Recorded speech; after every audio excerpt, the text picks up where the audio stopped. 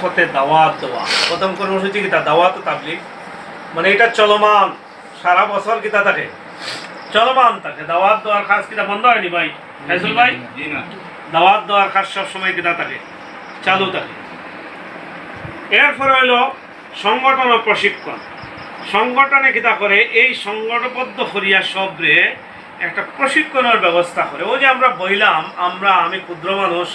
আপনারা এটা জানোই কিন্তু আপনারা কাছে আবার নতুন করে একটু মনে হইল নানি